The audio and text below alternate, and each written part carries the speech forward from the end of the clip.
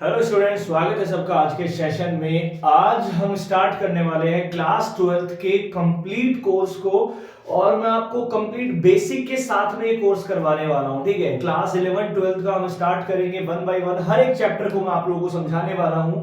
शाम को 5 बजे आप लोगों के लिए वीडियोस अपलोड हुआ करेंगी, तो सभी से शेयर कर देना जो इस साल क्लास 12th में है, जो 11th का एग्जाम देके क्लास 12th में आने वाले हैं। देखिए, आज पहला चैप्टर हम कैलकुलस पोर्शन को स्टार्ट करने वाले हैं, चैप्टर नंबर 5। यानी कि चैप्टर नंबर 5 हम पढ़ेंगे आज से। चैप्टर नंबर 5 हमारे पास क्या है? Continuity and differentiability.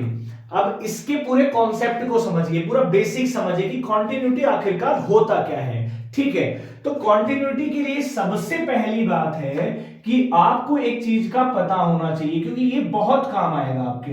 Limit of a function, ठीक है, limit of a function at x बराबर ए। यानी कि अगर आपको कॉन्टिन्यूटी को सीखना है तो आपको लिमिट्स के बारे में पता होना चाहिए कि भाई किसी भी पॉइंट पर, किसी भी बिंदु पर एक लिमिट, किसी भी फंक्शन की लिमिट एग्जिस्ट करती है या नहीं करती है। क्लास 11th में सीखा है आपने। अब लिमिट एग्जिस्ट करती थी तो उसके लिए आप लोगों ने क्या पढ़ा है कि भैया लिमिट एग्जिस्ट कब करती है, वो चीज आपको पता होना चाहिए। तो आपने पढ़ा होगा कि लेफ्ट हैंड लिमिट जब राइट हैंड लिमिट के इक्वल हो जाती है, ये कौन सा केस होता है? ये केस होता है लिमिट एग्जिस्ट। ठीक है, लिमिट एग्जिस्ट मतलब इसी को मैं क्या बोलता हूं कि भैया कोई लिमिट एग्जिस्ट है तो मैं क्या बोल देता हूं कि उसकी लेफ्ट हैंड लिमिट और उसकी राइट हैंड लिमिट दोनों क्या होंगी? बराबर होंगी। मान लो कोई फंक्शन है और वो कहां है? At is equal to x is equal to 2 पर मैं चेक करता हूं किसी भी फंक्शन को। कहां चेक करता हूं? ध्यान से समझिए, क्या लेफ्ट हैंड होता है, क्या राइट हैंड होता है। मान लीजिए कोई फंक्शन है, मैं x बराबर 2 पर चेक करता हूं और लेट से मेरे पास फंक्शन क्या है? Let fx is equal to मेरे पास फंक्शन है 2x प्लस में 3। ये मेरे पास एक फंक्शन है। अब इसकी अगर मैं लिमिट को, एग्जिस्टेंस को चेक करूंगा तो मैं क्या करूंगा कि x बराबर 2 पर मैं चेक कर रहा हूं मान लीजिए, तो मैं 2 के लेफ्ट हैंड से अप्रोच करूंगा। ठीक है, लेफ्ट लिमिट का मतलब क्या होता है? 2 के लेफ्ट साइड से, मतलब 2 से छोटी वैल्यू से मैं 2 की तरफ अप्रोच करूंगा। तो ये मेरी लेफ्ट हैंड लिमिट होगी कि मैं 2 के लेफ्ट साइड से अप्रोच कर रहा हूं। ठीक है, ये मतलब होता है लेफ्ट हैंड लिमिट का। तो मान लो अगर मैं वैल्यू रखता हूं 1.99, आप सोचिए कि मैं LHL निकाल रहा हूं किस फंक्शन के लिए?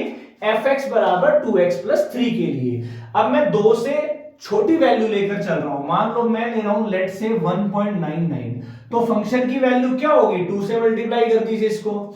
ठीक है, 2 इंटू में 1.99 प्लस में 3, कितना आंसर आएगा? अप्रोक्स आंसर अगर मैं देखूंगा तो अप्रोक्स आंसर मेरे पास कितना आएगा? 2 प्लस में 2 इंटू में 2, अप्रोक्सीमेटली 2 के करीब है, प्लस 4 प्लस 3, यानी कि 4 प्लस 3, यानी कि राउंड फिगर में जो आंसर आएगा वो वैल्यू आएगी 7 के करीब आएगी। एग्जैक्ट 7 मैं नहीं बोल रहा हूं, बट 7 के करीब वो वैल्यू आएगी। 7 की तरफ अप्रोच कर रहा होगा वो वैल्यू। अब ऐसे ही अगर मैं राइट हैंड वैल्यू निकालूं, राइट हैंड लिमिट निकालूं, तो राइट हैंड लिमिट क्या होता है? जैसे मान लीजिए राइट हैंड लिमिट की बात करता हूं, तो लिखते कैसे हैं? एक तो ये भी ध्यान रखो, लिखते हैं हम ऐसे 2 प्लस, इसका क्या मतलब हो गया? इसी का मतलब हो गया राइट हैंड लिमिट, यानी कि ऊपर पॉजिटिव लगा दिया। और लेफ्ट हैंड लिमिट को कैसे लिखा जाता है? Limit x tends to 2 minus, ऊपर माइनस लगा दिया जाता है, इसको लेफ्ट हैंड लिमिट बोला जाता है। तो राइट मतलब कि कोई वैल्यू है वो राइट की तरफ से अप्रोच कर रही है, मतलब 2.1 मैं लेकर चल रहा हूं x की वैल्यू।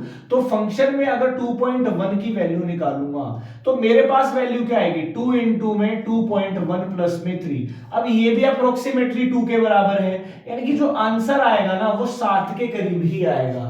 तो मैं क्या देख रहा हूं कि x बराबर जब 2 की बात चल रही है, तो चाहे मैं लेफ्ट साइड से जा रहा हूं, चाहे मैं राइट साइड से अप्रोच कर रहा हूं, जो आंसर है वो दोनों सेम वैल्यू की तरफ अप्रोच कर रहा है। यहां भी अप्रोक्सीमेटली 7 के बराबर है, यहां भी अप्रोक्सीमेटली 7 के बराबर है। तो मैं क्या कह सकता हूं कि लिमिट एग्जिस्ट कर रही है, क्योंकि फाइनाइट वैल्यू है और इक्वल वैल्यू आ रही है। तो जब भी फाइनाइट वैल्यू आ जाए लेफ्ट हैंड राइट हैंड में और इक्वल आ जाए, तब मैं बोल देता हूं लिमिट एग्जिस्ट करती है। ये अभी तक आपने क्या पढ़ा, क्लास 11th में पढ़ा है बहुत अच्छे से कि लिमिट एग्जिस्ट कब करती है। शेयर सभी से कर दीजिएगा जो भी क्लास 11th का स्टूडेंट है, 12th का स्टूडेंट है, बहुत अच्छे से कंटिन्यूटी को समझेंगे। एक एक कॉन्सेप्ट आपको बताऊंगा, पूरी एक्सरसाइज एनसीईआरटी की आप लोगों को करवाने वाला हूं, तो ध्यान से समझिएगा हर एक चीज को। तो इतना आप स्क्रीनशॉट ले सकते हैं यहां से। नेक्स्ट मैं बताता हूं, कॉन्टिन्यूटी की बात करते हैं जो क्लास 12th में हमें पढ़ना है। आई होप ये समझ में आया होगा, ये आपने पढ़ा भी है बहुत अच्छे से। ठीक है, चलिए आगे बढ़ते हैं, आगे बढ़ते हैं। कॉन्टिन्यूटी की बात करी जाएगी, अब हम कॉन्टिन्यूटी की बात करेंगे इस वाली क्लास में। देखिए कॉन्टिन्यूटी की अगर मैं बात करूं, कॉन्टिन्यूटी, अब ध्यान दीजिएगा, आपने अगर मैं आपके सामने कोई भी एक ग्राफ बना रहा हूं, आप मान के चलिए सपोज दैट मैंने आपके सामने ऐसा एक ग्राफ बनाया, ये भाई किसी न किसी फंक्शन का तो ग्राफ होगा, भाई ग्राफ फंक्शन का ही बनता है, किसी न किसी फंक्शन का ग्राफ होगा। अब इस ग्राफ को देखकर अगर मुझे ये पता लगाना है कि भैया ये ग्राफ कॉन्टिन्यूअस है या डिसकॉन्टिन्यूअस है, क्या है ये ग्राफ, तो एक सिंपल सी वैल्यू होगी। देखो आप इस ग्राफ को बनाएंगे, जब आप क्या करेंगे, ग्राफ को मान लीजिए बना रहे हैं, तो ये ग्राफ कहीं भी ब्रेक नहीं हो रहा है।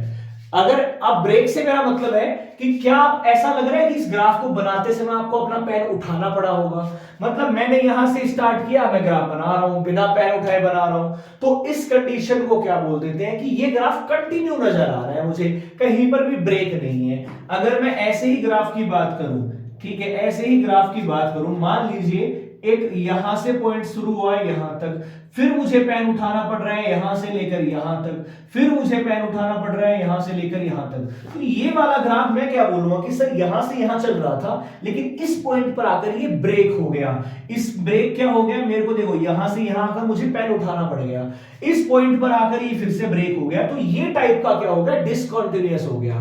तो कंटिन्यूअस का मतलब हो गया, अगर ग्राफ की बात करें तो कंटिन्यू चलता जा रहा है विदाउट एनी ब्रेक, ठीक है, पेन हमें नहीं उठाना पड़ रहा। अब जैसे और भी फंक्शंस के ग्राफ में बता देता हूं, अगर हमारे पास एक फंक्शन है y बराबर में मोड x, मॉडुलस फंक्शन आपको पता है कैसा होता है, वी शेप बनाता है, तो मान लीजिए ये वी शेप बना रहा है। अब मैं यहां भी बोलूंगा कि सर ये कहीं पर भी ब्रेक नहीं हो रहा है, पेन उठाना ही नहीं पड़ रहा है, तो ये भी हमारा क्या हो गया, ये हमारा हो गया कंटिन्यूअस फंक्शन। और ये जो एग्जांपल मैंने बताया था, ये एग्जांपल था हमारा y बराबर में, इसको बोलते हैं ग्रेटेस्ट इंटीजर फंक्शन। तो ये होता है कंटिन्यूटी। अगर सिंपल केस में मैं बात करूं कि जब हमारा ग्राफ दे रखा हो, अगर वो ब्रेक नहीं हो रहा हो कहीं पर भी तो कंटिन्यूअस ग्राफ होगा, अगर वो ब्रेक हो रहा हो तो डिसकंटिन्यूअस होगा। अभी हम ग्राफ का मेथड नहीं यूज करते हैं क्लास 12th में, भैया ग्राफ देखकर तो आप आराम से बता दोगे कि सर ये कंटिन्यूअस है, ये डिसकंटिन्यूअस है। हमें यूज करना है लिमिट वाला मेथड, इसीलिए मैंने सबसे पहले आपको बताया था कि लिमिट एग्जिस्ट करती है या नहीं करती है, ये आप चेक कर लीजिएगा। इसलिए अब लिमिट मेथड में करते क्या है ये देखिए, ठीक है, लिमिट मेथड में करते क्या है इसको ध्यान से समझिएगा, इसकी कंडीशन को समझिएगा। देखिए सपोज दैट ये मेरे पास एक ग्राफ है, ये मेरे पास क्या है, एक्स एक्सिस है, ये मेरे पास में वाई एक्सिस है। आप सपोज करिए ये ग्राफ हमारे पास में है, और ये मैं मान लेता हूं कि x बराबर एक पॉइंट है, कितना, 2 पॉइंट है। अब मुझे चेक करना है, वैसे तो मुझे दिखाई दे रहा है कि ये कॉन्टिन्यूअस ग्राफ है, बट मुझे चेक क्या करना है कि x इज इक्वल टू 2 पर आप ये चेक करके बताओ कि ये फंक्शन कॉन्टिन्यूअस है या नहीं है। अब मैं क्या करूंगा, कॉन्टिन्यूअस देखने के लिए मैं x बराबर 2 पर इस फंक्शन की ही वैल्यू निकाल लूंगा, यानी कि इस फंक्शन की वैल्यू x बराबर 2 पर क्या आएगी, कुछ यहां पर कोई वैल्यू आएगी। अब सपोज करो एक एग्जांपल भी है मेरे पास में, f(x) बराबर एक फंक्शन दे रखा है x + 4, ये नॉर्मल फंक्शन है, और इस फंक्शन को मुझे क्या चेक करके बताना है, x बराबर 2 पर ये कॉन्टिन्यूअस है या नहीं है, यही चेक करना है। तो मैं क्या करूंगा, सबसे पहला काम मैं ये देख लूंगा कि x बराबर 2 पर इस फंक्शन का वैल्यू क्या आ रहा है। मान लो ये ग्राफ भी हमारा क्या है, वैसे तो ये ग्राफ क्या है, कर्व ग्राफ है, तो ये कर्व वाला ग्राफ कभी भी स्ट्रेट लाइन का नहीं बनता है, लीनियर इक्वेशन का। बट फॉर एग्जांपल मैं आपको समझा रहा हूं कि क्या हो रहा है यहां पे, ठीक है, फॉर एग्जांपल समझा रहा हूं क्या हो रहा है। तो मैं अगर f2 की वैल्यू निकालूं इस फंक्शन के हिसाब से, तो मैं क्या करूंगा 2 प्लस में 4 यानी कि 6 मेरे पास आंसर आ रहा है। मतलब यहां पर मैं मान के चल रहा हूं कि कोई ना कोई आंसर 6 आ रहा है सर। ठीक है, चलो अब अगर मैं ये चेक कर लूं कि इस ग्राफ के यानी कि इस पॉइंट के x बराबर 2 के थोड़ा सा लेफ्ट की वैल्यू चेक कर लेता हूं कि क्या पता भाई लेफ्ट में वो ग्राफ उसी वैल्यू से गुजर रहा हो, और थोड़ा सा राइट की वैल्यू चेक कर लूं। मतलब मैं एक तो यहां की वैल्यू चेक कर लूं, यहां पर चेक कर लूं इस ग्राफ को, एक यहां पर चेक कर लूं। अगर ये दोनों भी सेम वैल्यू दे रहे हो, 6 के आसपास वैल्यू दे रहे हो, तब मैं क्या बोल दूंगा कि भाई ये कॉन्टिन्यूअस है इस पॉइंट पर। क्यों कॉन्टिन्यूअस है? क्योंकि ये पीछे से भी 6 आंसर लेकर आ रहा है, पॉइंट पर भी 6 आंसर दे रहा है, थोड़ा सा आगे जा रहा है तो भी 6 आंसर दे रहा है। तो मैं कह दूंगा ये कंटिन्यू चलता हुआ आ रहा है इस पॉइंट के लिए। अब मैं क्या करूंगा, सबसे पहले इसके लेफ्ट से अप्रोच करूंगा, मतलब मैं इसकी लेफ्ट हैंड लिमिट निकालूंगा, और लेफ्ट हैंड लिमिट को लिखा जाता है x रेस टू 2 माइनस, यानी कि 2 से कोई छोटी वैल्यू लूंगा मैं यहां पे। अब 2 से छोटी वैल्यू लूंगा तो अप्रोक्सीमेटली मैं क्या ले रहा हूं, मैं 2 ही ले रहा हूं अप्रोक्सीमेटली। 2 से छोटा 1.99 भी ले सकते हैं ना। अगर आप 1.99 ले रहे हैं, मान के चलिए सपोज दैट, तो आप क्या करो, ऐसे मत लिखना कि 1.99 मैंने x ले लिया है। आप क्या कर रहे हो, 2 माइनस का मतलब है कि 2 में से आप कुछ ना कुछ माइनस कर रहे हो। अब मैं माइनस क्या करता हूं, देखो फंक्शन तो सेम लेना है। अब मैंने मान लिया लिमिट हमारे पास है, मैं 2 में से क्या माइनस कर रहा हूं, सपोज दैट 2 में से मैंने एक h वैल्यू माइनस कर दी, और h क्या है, h कौन सी वैल्यू होती है, h होती है बिल्कुल जीरो की तरफ टेंड करती हुई, मतलब जीरो के आसपास की वैल्यू। तो अब देखो यहां पर, क्योंकि फंक्शन के अंदर x खत्म हो गया है, x रिमूव हो गया है, तो लिमिट भी h की ले लो, और h हमने क्या माना हुआ है, जीरो की तरफ टेंड करता हुआ माना है। अब आप लिमिट रख दीजिए, तो h की लिमिट अगर जीरो रखूंगा यहां पे, लेफ्ट हैंड पहले रखना है फिर h में कन्वर्ट हो जाएगा, अभी भी आंसर कितना आएगा, अभी भी आंसर 6 आएगा। तो मैंने देखा कि अगर मैं लेफ्ट से अप्रोच कर रहा हूं तब भी आंसर तो 6 ही दे रहा है। अच्छा चलो आगे बढ़ लेते हैं। अब मैं क्या बोलता हूं कि भैया आप राइट से अप्रोच करो, आप राइट से अप्रोच करो, मतलब राइट हैंड लिमिट निकालो इसी चीज के लिए। तो राइट हैंड लिमिट क्या होता है, f limit x tends to 2 plus fx। अभी 2 प्लस का मतलब हो गया कि 2 में मैं कुछ ना कुछ ऐड कर रहा हूं, यानी कि 2 से बड़ी वैल्यू ले रहा हूं। तो मैं सिंपल सा क्या करूंगा, ये फंक्शन मेरे पास क्या था x प्लस 4, मैं 2 में h ही ऐड करूंगा, और h हमारा क्या होता है, जीरो की तरफ टेंड करती हुई कोई छोटी सी वैल्यू। अब लिमिट भी h की हो जाएगी। अब आप फिर से लिमिट पुट अप करो यहां पर, आपके पास आंसर कितना आएगा, 6 आंसर आएगा आपके पास। मतलब आप क्या देखोगे कि मैं अगर लेफ्ट से जा रहा हूं, मैं राइट से जा रहा हूं, मैं पॉइंट पर चेक कर रहा हूं, सभी जगह वैल्यू क्या आ रही है, सेम आ रही है। तो ये होती है कंटिन्यूटी चेक करना। अब ओवरऑल मैंने क्या किया इस सवाल में, ये भी आप लोग नोट कर लीजिए। उस कंडीशन के ऊपर आईआईटी जेईई के सवाल हो चाहे एनडीए के सवाल हो, उसी कंडीशन पर सवाल पूछता है, और कैसे कैसे सवाल पूछता है वो भी मैं आपको साथ साथ में बताता जाऊंगा। सबसे पहले कंडीशन देख लीजिए, कंडीशन क्या होती है। मैं इसको थोड़ा मिटा देता हूं, और कंडीशन आप लोग लिख लीजिए। जब भी आपके पास लिमिट, अगर फंक्शन की वैल्यू कोई पॉइंट है, मैं कहां चेक कर रहा हूं, एट x बराबर a पर चेक कर रहा हूं, तो अगर एफ ए की वैल्यू लेफ्ट हैंड लिमिट और बराबर किसके आ जाए, राइट हैंड लिमिट, ये तीनों बराबर आ जाती हैं, ये तीनों बराबर आ जाती हैं, तो इसको क्या कहा जाता है, इसी कंडीशन को बोला जाता है कॉन्टिन्यूटी। ठीक है, इसी कंडीशन को क्या कहा जाता है, कॉन्टिन्यूटी कंडीशन होती है। अब आप ये देखो कि जो कॉन्टिन्यूटी की कंडीशन होती है उसके भी दो टाइप होते हैं डिसकॉन्टिन्यूटी के। कॉन्टिन्यूटी तो आपने देख ली, लेकिन अगर वो डिसकॉन्टिन्यूअस है तो उसमें क्या चीज हो सकती है, अगर वो डिसकॉन्टिन्यूअस है। ठीक है, ये तो आपको याद रखना है अच्छे से, सवाल कैसे कैसे आते हैं वो भी मैं बता देता हूं, इसको नोट कर लीजिए। और आई होप सबके समझ में आएगा कि कंटिन्यूटी चेक कैसे की जाती है, क्यों हम लेफ्ट में चेक करते हैं, क्यों हम राइट में चेक करते हैं।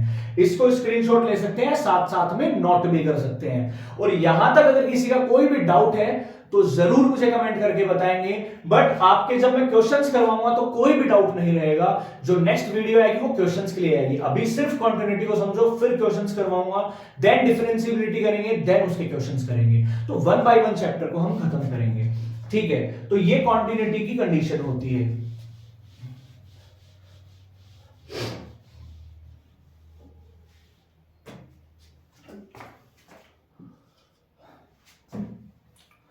एक सेकेंड देखिए,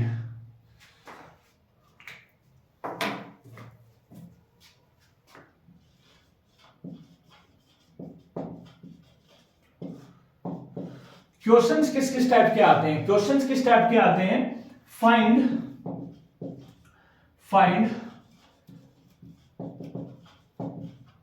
ऑल पॉइंट्स ऑफ डिसकंटिन्यूटी। कि भाई कोई फंक्शन आपको दे देगा, कोई भी फंक्शन आपको दे देगा, सिग्नम फंक्शन दे देगा और बोलेगा कि कहां कहां ये फंक्शन डिसकंटिन्यूअस है, सारे पॉइंट्स बताओ आप। तो पहला सवाल तो क्या हो गया, अगर क्लास 12 के हिसाब से मैं बात करूं तो ये वाला सवाल आने के चांसेस होते हैं कि आप ऑल पॉइंट्स निकालो डिसकंटिन्यूटी के। दूसरा क्या होगा,